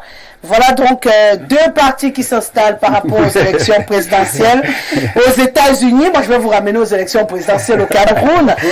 Bonsoir à vous. Pour mieux résoudre un conflit, il faut d'abord connaître son origine. Je pense qu'on en a parlé ici. Puis les revendications de ceux qui sont en conflit. Martin Paul depuis Ebibéine. Voilà, Ebibéine en Guinée équatoriale, justement. Il a précisé en GE. Donc, je suppose que c'est le Guinée équatoriale qui l'a abrégé comme ça. Nous, on va s'intéresser, je le disais tantôt, c'est vrai qu'il y en a qui m'ouvrent des gros yeux. On devait parler de... Oui, voilà. Moi, par exemple. Oui, je sais. Là, on va parler de politique. Parce que... Même l'autre, là, c'était politique. Même le sujet qui a été apparemment... politique, et c'est d'ailleurs pour ce sujet-là, effectivement, en dehors de celui-ci qui était aussi important que je suis venu. Je sais. Et c'est même à cause de toi que j'ai enlevé. Parce que j'ai parié qu'on devait s'éloigner. Les téléspectateurs vont juger. D'accord. Parce que je voulais qu'on reste dans la loi, dans les tests. Justement, nous autres au FDR, nous faisons des débats basés sur la loi et nous avons... Je vous fais confiance. Nous avons regardé la Constitution et c'est sur la base des dispositions constitutionnelles que moi je voulais aborder ce sujet. Nous ne faisons pas dans la spéculation pour démonter et monter la pertinence ou l'impertinence d'un tel sujet, justement, à ce moment précis. Donc, nous parlons sur la base, nous voulions parler sur la base des dispositions de notre Constitution. D'accord, je vous crois. De toute façon, vous avez réussi à dire quelque chose. Alors, Président, je demande par vous sur ce sujet, parce que de plus en plus de voix s'élèvent. Je sais que vous le disiez encore il y a quelques temps sur ce plateau, l'opposition n'est pas un parti politique, qui n'ont pas une obligation, mais il y a des sorties qui ont été effectuées ces derniers jours pour nous rappeler que si l'opposition ne se mettait pas ensemble pour ne mettre qu'un seul candidat en face du RDPC, c'était peine perdue d'office. Est-ce finalement la seule solution pour qu'on ait la chance de voir la BAC se renverser en 2025? Ben non, pas du tout. Du tout. Je reviens parce que justement, j'ai l'impression que les Camerounais, nous avons l'art de nous éloigner de l'essentiel pour nous occuper davantage de la périphérie et des choses qui ailleurs ne relèveraient pas justement de quelque chose de sérieux. Moi, je pense pour ma part que, et je l'ai déjà dit, ce débat autour du parti unique de l'opposition n'a pas droit de citer. D'ailleurs, cela démontre de manière suffisante l'inculture politique et démocratique de notre pays. C'est-à-dire que les gens n'ont pas encore bien compris la nature du régime, enfin du système politique que nous voulons implémenter dans notre pays, c'est-à-dire une démocratie pluraliste et multipartiste. Nous ramener vers un parti unique de l'opposition signifie que on n'est même plus en droit d'accepter la démocratie et que nous voulons tourner le dos à la démocratie pour revenir au parti unique. Et ça ne s'est jamais passé dans aucun pays démocratique au monde. Et c'est pour ça que je continue de dire, et ça redevient plus ou moins redondant à tel point où ce débat commence à me déranger. Parce que les partis politiques de l'opposition n'est pas un parti. C'est un ensemble de partis qui sont en face du parti au pouvoir et des partis de sa majorité. Parce qu'il faut savoir que dans une démocratie pluraliste et multipartiste, on a deux grands blocs qui s'affrontent politiquement. Vous avez la majorité, c'est comme ça que ça s'appelle dans la plupart des démocraties. C'est-à-dire le parti qui est au pouvoir, plus ses partis alliés et de sa majorité. C'est ce bloc-là qu'on appelle la majorité. Maintenant, en face de ces partis, c'est-à-dire les partis politiques de l'opposition, ce sont des partis qui ne sont ni celui qui gouverne, ni ses alliés, encore moins les autres de sa majorité. C'est ces partis politiques-là qu'on appelle l'opposition, et qui n'ont pas le même programme, qui n'ont pas la même vision, qui n'ont pas la même idéologie. Quand vous avez compris cela, vous comprenez tout de suite que ce qui oriente les Camerounais vers une histoire où il faut que l'opposition s'entende pour désigner un candidat unique, ils spéculent sur quelque chose qui n'a jamais eu lieu dans aucun pays démocratique au monde. Mais pourquoi ces gens ne se posent pas la question de savoir, la France qui est une démocratie pluraliste et multipartiste, à chaque élection présidentielle en France, on voit au moins 18 candidats. Au moins. Et parmi les 18, vous allez voir que il y a des candidats qui ont autour d'eux des coalitions. C'est-à-dire que parmi les 18, vous avez la coalition de gauche, vous avez la coalition de droite, vous avez les centres-gauche, les verts, le centre-gauche, le centre-droit, et même les divers gauches, les divers droites. C'est des coalitions. Mais pourquoi est-ce que là-bas, on ne demande pas que, écoutez, pour gagner, par exemple, pour battre M. Macron, il a fallu que toute l'opposition se mette ensemble. Est-ce que ces gens n'ont pas vu en France comment est-ce qu'un pays démocratique gère une démocratie pluraliste? Vouloir demander au peuple camerounais, enfin, aux leaders de l'opposition du Cameroun, de leur proposer un candidat unique de l'opposition, c'est vouloir dire que les idéologies n'existent plus, les visions n'existent plus, les programmes n'existent plus. Ça veut dire que le seul programme de l'opposition aujourd'hui, c'est faire partie bien. Non. Le programme politique comme celui du FDR, la refondation, n'est pas simplement de faire partie de M. Biya. C'est de refonder le pays. C'est de transformer le pays. C'est de jeter les bases d'une véritable république nouvelle, un état de droit, un état démocratique, avec tout ce que cela comporte, et arrimer à un panafricanisme qui voudrait effectivement que nous puissions avoir notre pleine souveraineté et que nous ayons notre monnaie et autant de choses. Mais est-ce que on se pose la question de savoir, est-ce que tous les partis politiques, par exemple, de l'opposition dans un pays comme le nôtre, sont d'accord qu'il faille, sur le plan monétaire, faire des réformes pour passer à autre chose? Tous ne sont pas d'accord là-dessus. Et comment vous allez faire en sorte que des gens qui ont des visions différentes, nous sommes pour justement que le CFA, un peu, on essaie de mettre ça de côté pour aller vers une monnaie sous-régionale. Et que si nos amis de la sous-région ne sont pas prêts à passer à une monnaie sous-régionale, que nous ayons notre monnaie souveraine. Ça, c'est la position du FDR, par exemple, sur le plan monétaire.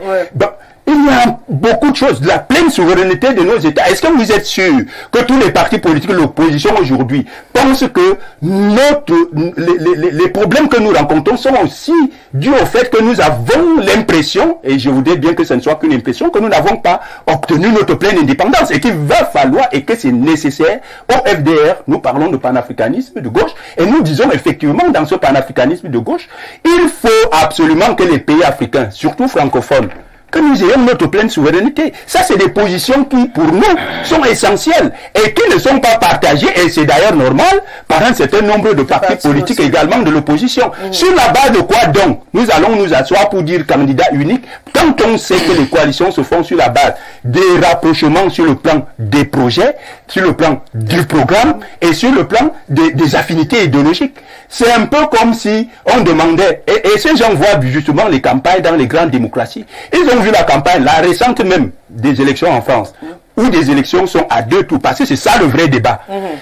Là-bas, on a vu Mélenchon, le leader de la France insoumise, qui est sorti dans la coalition avec les socialistes et les écolos, les communistes, est sorti premier. Alors, on a vu, on connaît les positions de Mélenchon, par exemple, en ce qui concerne et de l'extrême droite. C'est-à-dire qu'on sait que Mélenchon a été, bien que ne soutenant pas le président Macron et sa coalition, au deuxième tour de l'élection présidentielle, Mélenchon, qui n'a rien à voir avec le parti au pouvoir en France, a plutôt demandé, au lieu de lui qui était l'opposition, pourquoi n'a-t-il pas demandé de voter Marine Le Pen, qui était le candidat de l'opposition au deuxième tour, et a laissé la possibilité au président actuel d'être réélu. C'est ça la politique. La politique, c'est les idéaux, c'est les projets. Ce n'est pas une affaire de mélanger les matabos, les ignames dans la même sauce et croire qu'on va régler un problème. Donc, le vrai problème que tout le monde veut éluder, que les gens ne veulent pas affronter avec courage, c'est de dire que notre système électoral est mauvais. Et c'est ce système électoral qu'il faut changer, pas une affaire de coalition. Parce que si nous avons un système électoral qui garantit des élections transparentes, des élections à 2 tours, des élections avec un bulletin unique et autres, telles que nous demandons les améliorations de ce système électoral, le débat sur la coalition va tomber de lui-même. Parce que, qu'il y ait coalition ou pas, lorsque le système électoral est clair, on gagne les élections. On a vu au Sénégal, il y avait 5 coalitions au Sénégal, récemment. Mais la coalition du PASTEF a gagné devant la coalition du parti au pouvoir et d'autres coalitions, la coalition de M. Khalifa Sall, la coalition de Idrissa Seck et la coalition du fils de Wade et tout ça. Mais on a vu une coalition seule devant 5 autres coalitions avoir 54%. Pourquoi? Parce que quand vous avez un bon projet de société et que le peuple a la possibilité de choisir librement, c'est-à-dire mettre le bulletin et que quand ce bulletin sort, on ne lui dit pas que c'est tel qu'il n'a pas voté, qui a été voté, vous avez la solution à votre problème. Et nous pensons donc aujourd'hui, nous disons aux Camerounais, c'est la distraction. Arrêtez de vous laisser distraire par cette histoire de candidat unique. Ce qu'il faut dire, c'est mettons des élections à 2 tours, passer dans un système pluraliste et multipartiste. Le seul système électoral qui régule le système à c'est deux le tours. système à deux tours, parce qu'au premier tour, toutes les idéologies et les programmes se présentent. Et le peuple fait un premier tri, si quelqu'un n'a pas la majorité au premier tour, et au deuxième tour, il se dégage deux grandes tendances. À ce moment, c'est le système lui-même qui fabrique le candidat unique de l'opposition. D'accord. Richard Tobolbaya, il faut dire que c'est un débat qui a pignon sur rue aujourd'hui au Cameroun. Est-ce que les gens sont obligés? Il le dit d'ailleurs, est-ce que c'est pas une roubladise également qui est mise sur pied pour encore mieux créer des tensions au sein de cette opposition, ou l'idée elle est bonne d'après vous? Non, je pense que moi qui suis en train de penser assez sérieusement sur le fait de savoir si je pourrais ou non m'engager aussi dans ces combats pour les élections présidentielles. Ma décision, je la prendrai d'ici 2 ou 3 semaines, de toute façon. Mais en fait, je pense que même s'il ne faut pas parler d'obligation d'une coalition de l'opposition, il ne faut pas occulter le fait que, si vous voulez, le rapprochement ou je ne sais pas comment appeler ça, ou alors la conjugaison des forces de l'opposition pourrait, à mon sens, tout à fait faire le poids devant un poids politique comme le RDPC. Il faut passer voilà la face. On sait Est-ce qu'il faudrait donc aller vers une seule coalition ou plusieurs, comme il est en train de le dire? Tout ça n'est pas impossible, à mon sens. Ouais. Je crois qu'il est possible d'avoir des convergences de points de vue sur certains aspects de nos programmes politiques. Je relève le fait qu'il a évoqué tout à l'heure le cas de la France. La France de Macron a eu des échanges, des arrangements avec des partis écologistes sur certains aspects. Il a dû rajouter de l'eau dans son verre sur certains aspects de son programme pour arranger ou alors pour avoir le soutien de certains partis politiques. Et on a vu l'efficacité de cette association, de cette mise en commun de l'opposition dans les élections, surtout législatives en France. Qu'on a vu récemment, on avait vu le parti le Rassemblement national qui était hyper favori, mais lorsque Mélenchon avec tous les autres se sont mis ensemble, ils ont réussi leur pari devant Macron. C'est une réalité. Donc moi je dis, aujourd'hui, vraiment, qu'on ne se voile pas la passe, on a besoin des uns et des autres. Donc, ce n'est pas impossible. Je trouve que tous ces leaders politiques sont des personnes intelligentes avec des grandes volontés. Je pense qu'ils peuvent vraiment s'asseoir autour du table et arranger cette... Mais le dernier aspect que je voudrais qu'on relève dans ces combats, dans ces discussions, sur lesquels on insiste souvent pas beaucoup, c'est qu'en fait, il ne faut pas prendre le RDPC de 2025 comme le RDPC de forcément 2018 ou demain. Parce que n'oublions pas que parfois les élections dépendent parfois des temps et des circonstances. Donc, d'aucuns disent de manière très claire... Le 2025, c'est plus fort ou c'est plus, léger? Ça dépend d'une seule chose. Tout le monde sait que le RDPC, la force du RDPC dépend d'une seule personne qui s'appelle M. Biya. Et ils l'ont appelé d'ailleurs de manière... le champion naturel. Voilà, le champion naturel. Pourquoi? Parce que il a le pouvoir, il a l'appareil de l'État, il peut l'utiliser pour faire ce qu'on appelle le clientélisme politique, le marchandage. Il dit, bon, monsieur, par exemple, le président du FDR, si vous acceptez de travailler avec moi, voilà ce que, voilà, il peut facilement avoir cet arrangement-là. Donc ça lui facilite beaucoup de choses. Maintenant, lorsqu'il y aura changement dans le fait de savoir si oui ou non M. Biya est candidat, je pense que ça pourra changer beaucoup de choses. Ça va faire rabattre la carte politique. C'est une vérité qu'il ne faut pas se cacher de dire. Et beaucoup créent en réalité une explosion à l'intérieur du RDPC. Les indices sont là, des indices. On n'a pas de preuves, mais on a des indices. Cas de Martinez Zogo, cas de ceci, cas ça se voit. Les contradictions dans les communiqués gouvernementaux. En communiqué gouvernemental, oui. Lorsque le ministre, par exemple, de l'administration territoriale dit à un certain ton, par exemple, de s'adresser au ministre de la Santé publique, lorsque vous avez le ministre de la Justice qui dit vraiment il faut plus se laisser manipuler sur haute instruction, quand vous voyez tous ces genres d'éléments, ce n'est pas la grande harmonie, la grande sérénité au sein d'un parti politique. Je ne dis pas que c'est des preuves, mais c'est des indices qui ne sont pas négligés. Donc, pour moi, l'opposition sera plus forte lorsqu'elle se mettra ensemble. Parce qu'en principe, les anglophones disent United we stand, divided we fall. Divisé, on va tomber, de toutes les façons. Moi, le RDPC, lui aussi, use de ces rapprochements, de ces... Il parlait tout à l'heure des alliés. L'UNDP, vous ne savez pas ce que l'UNDP apporte au RDPC dans le Grand Nord. Vous ne pouvez pas le droit de négliger ce que le FSNC apporte au RDPC dans le Grand Nord. On ne peut pas négliger tout ça. Donc, moi je dis, le FDR, dont il est le président, sera plus fort. S'il avait à ce côté où il y a le soutien du PCRN, s'il avait le soutien du MRC, s'il avait le soutien de tous ces grands partis qui ont des militants, un grand nombre de militants. Donc pour moi, c'est des faits qui sont on terre à terre, qui sont compréhensibles. Mais on doit jouer en fonction de la candidature du président. J'encourage tout simplement l'opposition à oser, n'est-ce pas, ce défi-là. Ce n'est pas évident, ce n'est pas facile, mais ce n'est pas impossible. Si nous voulons, si nous pensons strictement intérêt de nos populations, si nous pensons que le RDPC a assez maltraité ces populations, il faut qu'on accepte de relever le défi qu'il faut, qu'on fasse ce qu'il faut faire. Donc, qu'on paye le prix, qu'on se surpasse, et qu'on en arrive là, qu'on arrive à cette coalition de l'opposition. Pour moi, c'est très important. Je suis déçu de voir cette divergence de point de vue. Ça fait l'affaire du RDPC, à mon point de vue. D'accord. C'est ce que je dis. Ça fait votre affaire, monsieur le maire. Il paraît également que vous invitez, c'est ce qui s'est dit, à aller pousser à se rassembler pour mieux corrompre celui qui sera mis au devant. Et comme ça, quand vous allez le récupérer, tout le travail qui sera fait derrière va tomber de vous. C'est pas moi qui l'ai dit, moi je fais que relayer ce que j'ai appris dans les coulisses pour vous permettre de développer. Donc c'est pourquoi vous êtes tous les jours en train de dire non, réunissez-vous. Comme ça, dès qu'on va mettre encore que moi j'ai dit les solutions que me propose souvent l'adversaire sont des solutions suicidaires.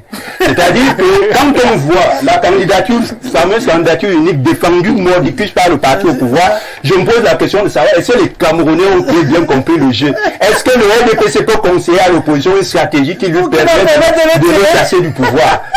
Donc c'est de la diversion. Quand vous faites de la roubladise, Rosalie, j'ai failli une fois être d'accord avec le président. Malheureusement, je pense qu'on ne partage pas ça. Mais je pense que le président Olinga a parfaitement raison. Le but dans tout ce que nous faisons, c'est de constituer une masse critique qui peut permettre à un bloc ou à un autre de gagner une élection. Ce qui n'est pas toujours évident. Maintenant, je m'excuse si je veux dire ce que je veux dire. Nous assistons au Cameroun à un bal de sorciers. Chaque fois que les élections approchent, vous avez des gens qui n'ont jamais existé politiquement, qui sortent des chapeaux d'Ali Baba, qui vous proposent des solutions toutes faites, qui vous disent qu'ils vont faire des élections électroniques, et on connaît un certain nombre de proximités des uns et des autres, avec d'autres personnes. Tu veux dire que le matin, il mange à droite et la nuit... Je n'ai pas dit, mais j'ai dit, comme il a dit tout à l'heure... on a beaucoup de partis hibou au Cameroun. Beaucoup, ça vraiment. Parce que ce que le président Olinga dit, nous adhérons au sein des partis par idéologie. Et c'est le premier problème que nous avons au Cameroun, parce que quand on parle ailleurs de gauche et de droite, ça veut dire que politiquement, les gens ont réussi à faire le tri et c'est dit, ce bloc a au moins des idées similaires. Ils peuvent s'entendre pour combattre l'autre bloc. Il y a la droite, il y a la gauche, et l'extrême droite, l'extrême gauche et tout ça. Vous voyez que naturellement, les blocs ont réussi à faire le tri et trouver des points de convergence. Mais ce qu'on fait au Cameroun est quand même extraordinaire. C'est-à-dire que quelqu'un a créé son parti. Un matin, vous le contactez pour lui dire, nous avons un messie, que si vous acceptez d'être avec nous, nous allons chasser Biya. Chasser Biya n'est pas un projet politique. Je suis désolé. Je suis désolé, parce que les gens parlent du peuple sur les plateaux. Moi, je vous dis, c'est la paresse qui anime l'opposition. Je m'excuse vraiment de le dire. Parce que pour constituer une masse critique, ce n'est ni dans les réseaux sociaux, ni sur les plateaux de télé. C'est travailler sur le terrain. Je vous assure, pour avoir été confronté plusieurs fois aux élections, le gars qui est dans le village là est reconnaissant du visage qu'il a l'habitude de voir. En cas de malheur ou en cas de bonheur, vous l'assistez. Et le jour qu'on dit il y a élection, il y a tous ces charlatans qui arrivent. Mais c'est lui qui vous appelle pour vous dire, mais l'autre est venu me voir ici, il dit qu'il va être élu et que je ne te vote pas. Alors que quand j'ai perdu mon père, je ne l'ai pas vu. Ça c'est naturel. C'est-à-dire que il faut pas... Nous avons pris la démocratie comme un système politique, mais je crois qu'il faut un peu le tropicaliser. Parce que nous sommes en Afrique. Quoi qu'on dise, on a beau parler de Mélenchon, on a parlé de Trump à gauche et à droite, mais nous restons Camerounais. Le Cameroun, c'est avec toutes les ethnies que nous avons, il y a d'abord ce premier problème qu'il faut combattre. Parce que le frère reste le frère. Les gens parlaient du RDPC sans savoir que ce que je reproche aux partis d'opposition, c'est de ne pas préparer les élections locales, qui sont le début de tout. Le président, notre champion, peut rester couché et tout dit. C'est nous qui faisons le travail sur le terrain. Parce que quand vous voyez le nombre de conseillers municipaux, moi je prends un cas banal, multipliez le nombre de conseillers municipaux, le nombre de maires, le nombre de députés, sans parler même des organes du parti. Quand tous ces gens se déversent dans leur village, vous parlez du RDPC, vous pensez vraiment que quelqu'un va venir un bon matin, leur dire vous mentez? C'est pas vrai, hein? Je suis désolé. En fait, non, je suis pas d'accord. Il y a le côté tribal, qu'on le veuille ou pas, qui est là. Qui intervient. Le fils du village est resté le fils du village. Même s'il ne fait rien pour vous. Les gens vous disent au bout des lèvres que, bon, tel, depuis qu'il est ministre, j'ai jamais mangé. Donc, si tu veux même, viens te présenter, moi je vais te voter. Mais quand tu pars de là, c'est le frère d'à côté qui t'a vu entrer chez lui, qui va l'appeler pour lui dire attention, tu ne peux pas trahir ton frère. Et vous entendez ça sur vos plateaux. Les gens qui disent tu es allé chercher quoi dans le parti des autres, et ainsi de suite. C'est une réalité immuable. Mais qu'il faut traverser. C'est pas vrai. On peut donc traverser. Madame Ozali, je suis déçu. Non, vous n'êtes pas d'accord.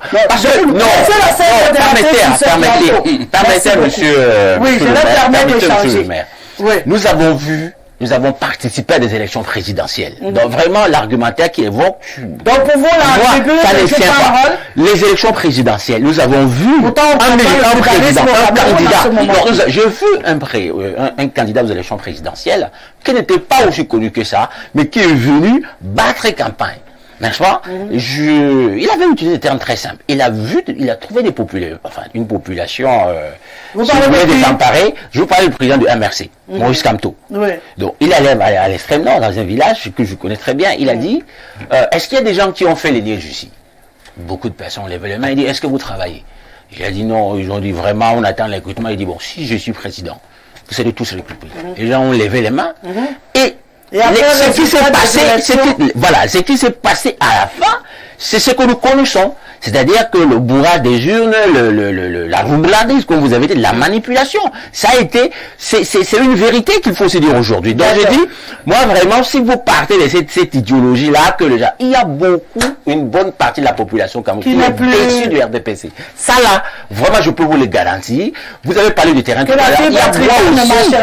Non. Moi aussi, j'ai marché sur le terrain. Moi aussi, je marche.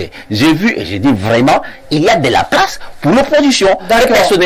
faire c'est vous qui avez évoqué le PNDP, l'UNDP et les autres. Et vous avez dit ce qu'ils font pour le RDP. Bien sûr, ce n'est pas négligeable. C'est de ça que je parle. Je ne dis pas que fondamentalement un leader politique qui va battre campagne dans un village va sortir de là avec 0 voix. Mais il est difficile de renverser la tendance. Parce que les politiques locales fait un travail de fond. Moi, je vous ai dit à l'entame ici que ça fait depuis le 17 septembre. Je suis sur le terrain en train de faire des actes de naissance aux enfants qui n'en ont pas bénéficié dans les délais légaux. Vous pensez que je fais ça? Je mets tout ça au compte du RDPC. Et le jour, quand moi, je vais aller battre la campagne présidentielle, je vais dire, je vous ai fait des actes de naissance. Rendez-moi l'appareil. Et ils vont faire quoi?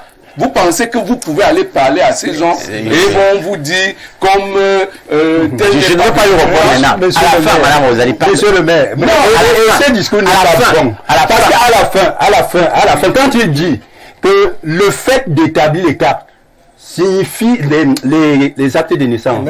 Pour lui, il ne peut pas les acquis qu'il va présenter en termes d'arguments.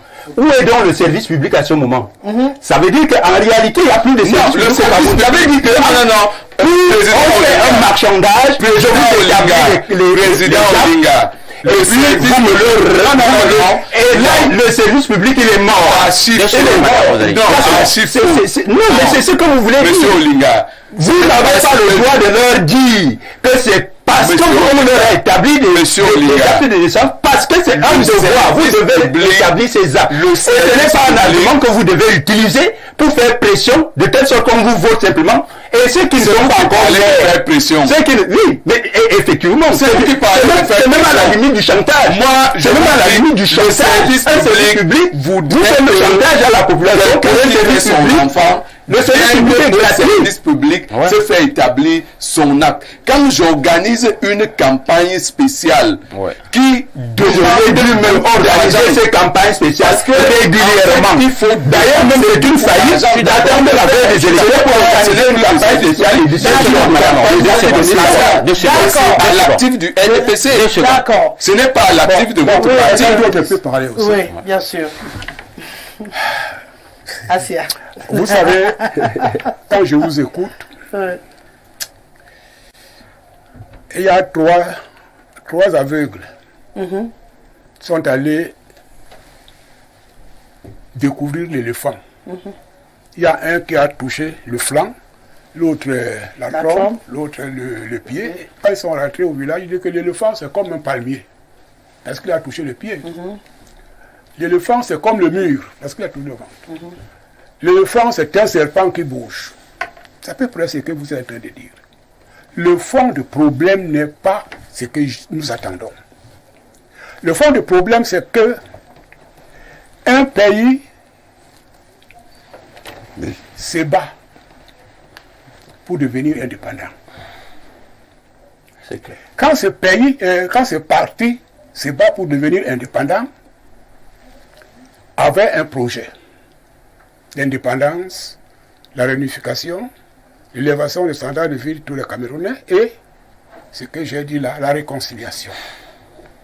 On croyait que après, les Camerounais vont se regarder dans les yeux, se voter des lois qui vont les gérer.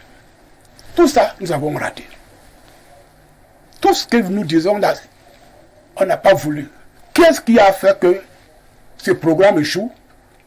Ce programme reste là, mais le colon ne pouvait pas accepter que vous voulez amener un pays dans ce qu'on appelle un pays indépendant. C'est pourquoi nous réclamons encore, nous ne sommes pas indépendants. Ils nous bloquent partout. Et les lois que nous appliquons là aujourd'hui, ce sont les lois que le colon a laissées. On essaie d'améliorer. Et le colon a réfléchi comment ce pays doit avancer. Il y a un blanc qui a écrit un livre, l'Afrique noire est mal partie, parce qu'il a vu que l'orientation qu'on a mis sur nos têtes, système de parti unique, ceux qui se soumettent aux colons. D'où on appelle le néocolonialisme. Voilà comment les choses sont. À partir que il y en a des événements, je dois m'expliquer comme upéciste. Quand Paul Biya est monté au pouvoir, il a proposé la démocratie. On a hésité. Mais quand il a eu une tentative de coup d'État, on s'est dit, mais enfin, si tu parlais ce qui est nécessaire dans notre pays, on veut l'éliminer. On ne fait pas des alliances parce qu'on veut se positionner. Quand quelqu'un a un programme qui entre dans ton programme, là, vous êtes capable de dire... De vous unir. Nous avons soutenu, d'ailleurs, il y a un livret qui est déjà sorti, hein. Je vais vous donner, d'ici lundi, le livret là. Pourquoi on fait des alliances? Pour nous, pour l'implantation de la démocratie. À partir du moment où l'implantation de la démocratie a été faussée, l'alliance n'est plus possible. Tout ce que nous avons fait, c'est dans l'eau. Parce que nous avons même voté à l'Assemblée que le mandat présidentiel, ils ont proposé 7 ans, on a crié, bon. Mais 2 fois, maximum. On a enlevé 2 fois. On a rendu illimité. Illimité.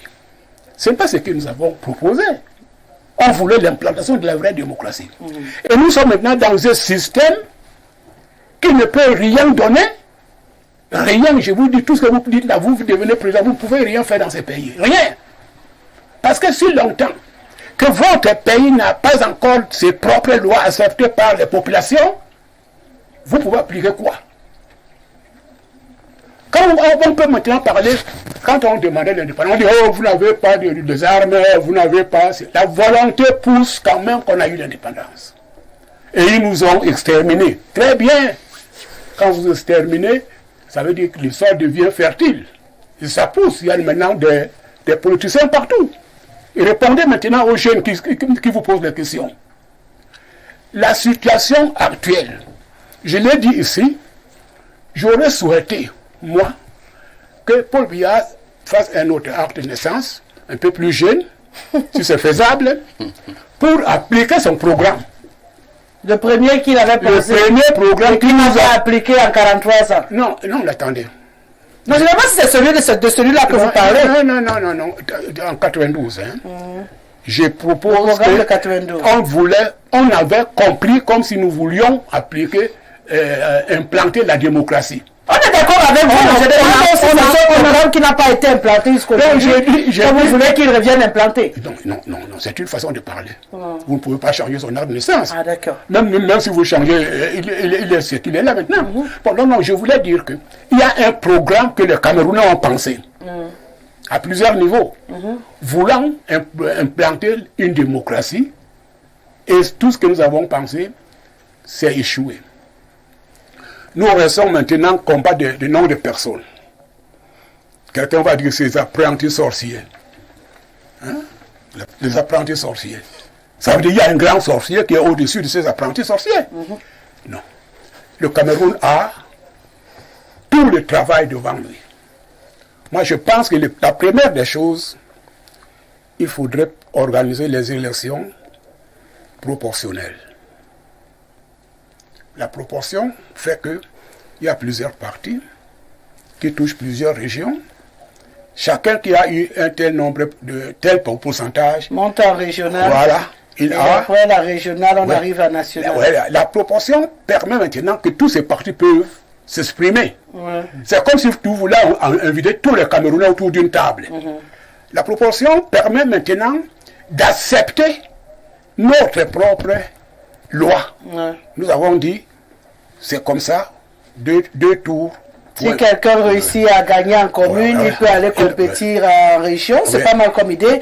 Et puis quand il arrive à national, il est connu de tout le monde, puisqu'on sait... Non, la proportion, c'est pas exactement... Non, je l'ai pas dit. La proportion... parler beaucoup au niveau national. Une minute. Bon, monsieur le ministre, pour permettre... Merci pour la minute. Je propose aux Camerounais de se regarder dans les yeux, de s'asseoir ensemble, d'accepter comment ils veulent se gérer, de respecter nos propres lois, la loi électorale, etc. L'idée qu'il y ait plusieurs partis, c'est très bien. D'accord. Ça donne aux gens de dire ce qu'ils veulent. Mais la gestion néocoloniale détruit tout l'espoir de construire un État où l'on peut s'entendre. D'accord. Jean-Bruno Afanoyen, vous qui êtes un observateur, un futur électeur, à votre avis, est-ce qu'on est obligé à tout prix de s'unir au niveau de l'opposition pour vous parler? Non, je ne pense pas. Même si naturellement on s'est dit ensemble on peut aller plus loin, mais je pense que c'est au niveau des idées. Et le problème se trouve au niveau des Camerounais eux-mêmes. C'est-à-dire qu'on ne peut pas être là en train de dire que tout va mal, mais lors des élections, vous partez choisir ceux-là qui vous amènent à vivre cette misère-là. Donc, qu'ils soient 1000 ou 100, je pense que si chaque Camerounais fait ce qu'il a fait, c'est-à-dire si ça va voter et qu'il contrôle son vote, même si on sait comment généralement ça se passe, si on a le courage et la force d'aller contrôler, d'aller voter déjà et de contrôler son vote, là c'est plus simple. Tout est possible. Oui, bien sûr. D'accord. Merci à vous, Senka. Le temps il court. Et quand les sujets ils sont passionnants, ils s'envolent même. Merci Président Aimé Cyprien Olinga. Je l'ai dit, nous sommes en route pour 2025. On aura encore et encore l'occasion de parler de tous ces sujets. Merci Monsieur le Ministre Simon Bila. Merci à Richard Tobolbaï qui apparemment a encore les charges dans le corps. Il faut garder les charges pour la semaine prochaine.